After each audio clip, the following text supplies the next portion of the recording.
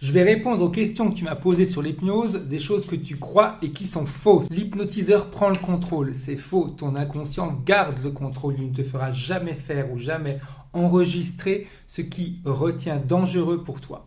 On dort ou on est inconscient? Faux. C'est un état modifié de conscience, c'est-à-dire que c'est comme si on était en train de rêver. On regarde un paysage et on est un petit peu dans la lune. On entend tout ce qui se passe, des fois on peut zapper certains mots, on peut également oublier un petit peu une partie de ce que l'hypnothérapeute vous raconte, mais vous n'êtes jamais endormi et vous n'êtes jamais inconscient. Votre conscient, il est toujours présent.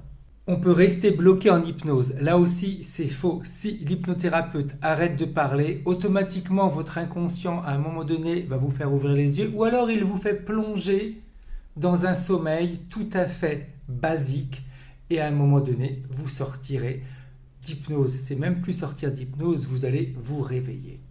Il faut avoir un don ou être réceptif pour partir en hypnose. Faux, tout le monde est réceptif à l'hypnose. C'est quelque chose de tout à fait naturel. La seule différence qu'il y a entre chaque personne, c'est notre capacité en réalité à se mettre en hypnose. Des personnes, ça va être plus rapide, d'autres personnes moins rapides, et également ce qui vous stimule à vous mettre sous hypnose. Est-ce que c'est un son? Est-ce que c'est une odeur? Est-ce que c'est une voix? Est-ce que ce sont des visualisations? On est tous différents, mais tous hypnotisables. On va révéler nos secrets. Là aussi, c'est faux. Ton inconscient ne te fera jamais dire ce que tu ne veux pas dire ou ce qu'il veut garder comme secret. C'est un contrôle qui est très subtil. Jamais ton inconscient ne te permettra de dire ou de faire quelque chose qui peut être en réalité dangereux pour toi.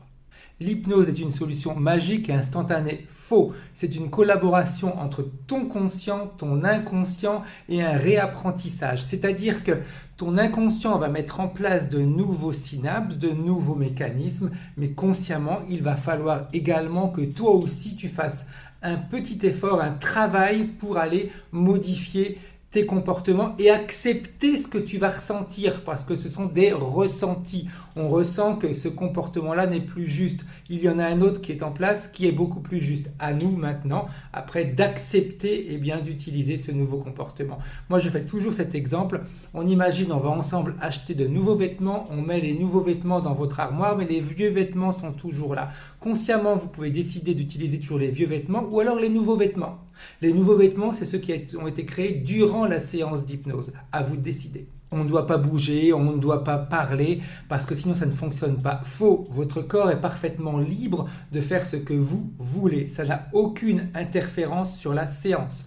Votre inconscient, lui, continue à travailler indépendamment de si vous bougez, si vous voulez vous lever ou autre. Votre inconscient continue à travailler. En général, on est allongé, donc on ne va pas se lever pour aller marcher. Mais on peut bouger, on peut se gratter, ça n'a aucune influence sur la séance.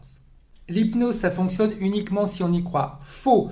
D'ailleurs, les personnes qui sont les plus sceptiques, c'est très souvent sur ces personnes-là que ça fonctionne le mieux. Pourquoi? Parce qu'elles sont tellement persuadées, tellement concentrées sur le fait que ça ne fonctionnera pas, et bien pendant ce temps-là, leur inconscient est libre de faire ce qu'il veut. On ne se rappelle de rien après la séance. Faux. L'amnésie après la séance, c'est quelque chose qui n'est pas forcément obligatoire. Certaines personnes ne vont plus se rappeler de ce qui a été dit ou ce qu'elles ont entendu durant la séance. Il y a d'autres personnes qui vont se rappeler de d'autres personnes qui vont se rappeler de tout. On est tous différents. Le résultat, de toute façon, ne va pas être influencé si vous vous rappelez ou pas de la séance. Plus la transe est profonde et plus l'effet de l'hypnose sera efficace. Faux. Même une transe légère, de toute façon en plus en hypnose thérapeutique, la transe doit être très légère ou légère.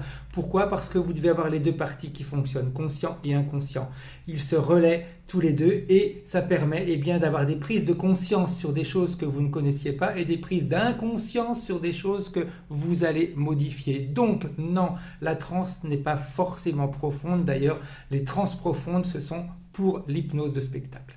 Si vous avez compris maintenant que l'hypnose n'est pas une perte de contrôle, mais en réalité une prise de conscience augmentée, quelles questions vous poseriez là maintenant à votre inconscient? Si vous avez des questions, faites-les sous la vidéo. Rappelez-vous, Abonnez-vous parce que c'est important, il y a plein d'autres vidéos qui sont là pour vous permettre de vous aider. Allez sur ma chaîne YouTube, vous avez des séances d'hypnose à écouter et vous avez également des vidéos de coaching qui peuvent vous permettre de trouver des solutions aux problématiques de la journée. À bientôt.